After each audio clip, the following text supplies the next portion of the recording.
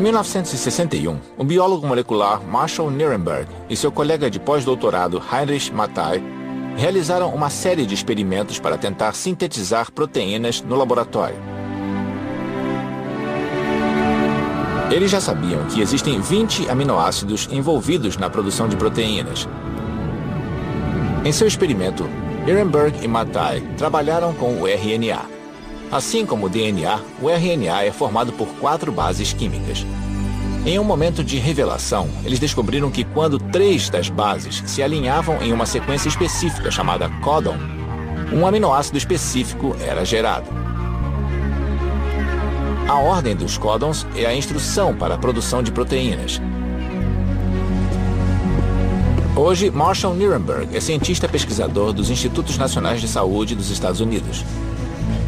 O que isso significa para mim, um cidadão que paga impostos? Bom, isso significa que o RNA é transcrito do DNA. O DNA é copiado dentro do RNA e o RNA contém a informação que determina a sequência de aminoácidos e proteínas.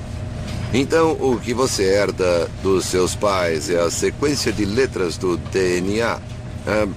Essa sequência determina como você sintetiza, como você produz todos os tipos diferentes de proteínas necessárias à vida. Elas me formam. Formam a você, formam a mim. A descoberta de Nirenberg e Mattei foi o primeiro vislumbre do código genético.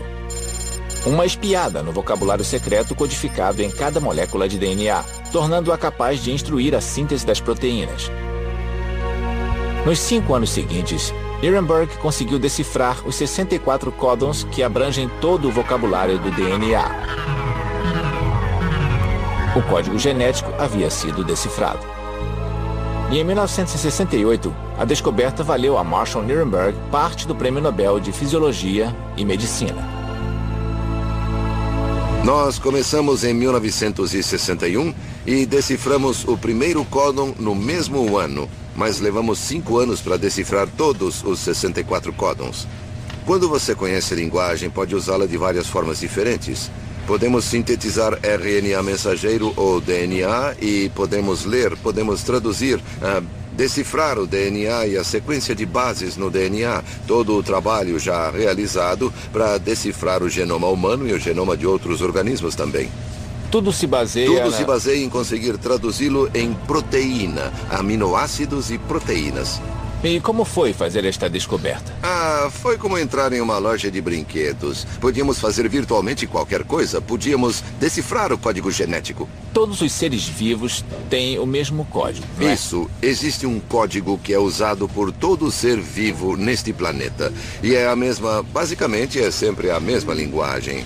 E quando nós descobrimos isso, eu sabia de tudo, tudo sobre Darwin, tudo sobre evolução, mas isto causou um impacto muito grande. O que aconteceu? Eu olhei pela janela e vi árvores, vi flores, vi um esquilo. Todas as formas de vida deste planeta estão ligadas. Todos nós derivamos de um ancestral comum. E todos os corpos, todos falam a mesma língua. Isso teve um impacto profundo em mim. O mistério do que nos torna humanos foi parcialmente desvendado com a descoberta do código genético. Mas a outra parte da resposta está em nossa próxima grande descoberta: o sequenciamento da nossa identidade genética completa, o chamado genoma. O esforço ficou conhecido como a maior colaboração científica da história.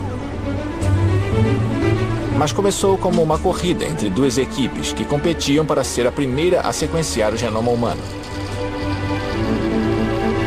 Em 1990, as equipes uniram forças. Craig Venter era um dos chefes de equipe. Como tudo isso começou? O que o levou a sequenciar o genoma humano? Eu comecei minha carreira procurando por um gene.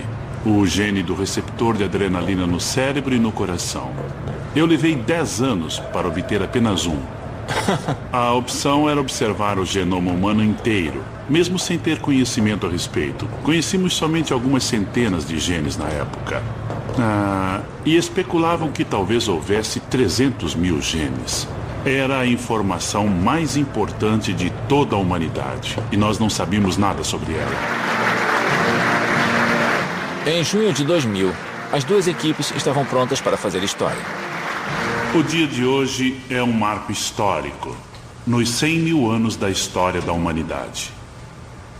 Anunciamos pela primeira vez que nossa espécie pode ler as letras químicas do nosso código genético.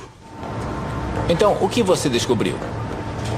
Bom, a primeira coisa que descobrimos é que havia apenas uma pequena fração dos genes que alguns cientistas previam. Em vez de 300 mil, encontramos 26 mil. Então percebemos que a diferença entre dois humanos é consideravelmente baixa. Somos quase idênticos uns aos outros.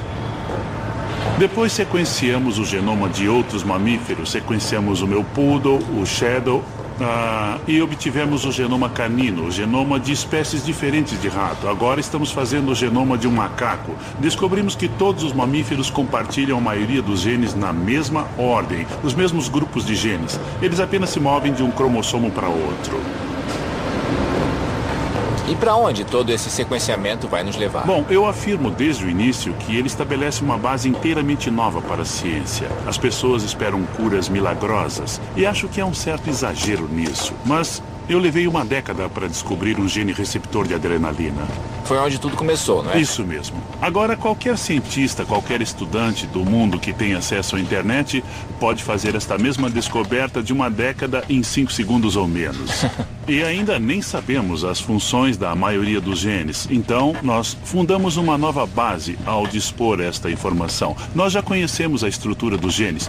Agora podemos estudar sua função. Isso já está mudando a nossa visão da evolução pela semelhança entre os genomas de todos os mamíferos.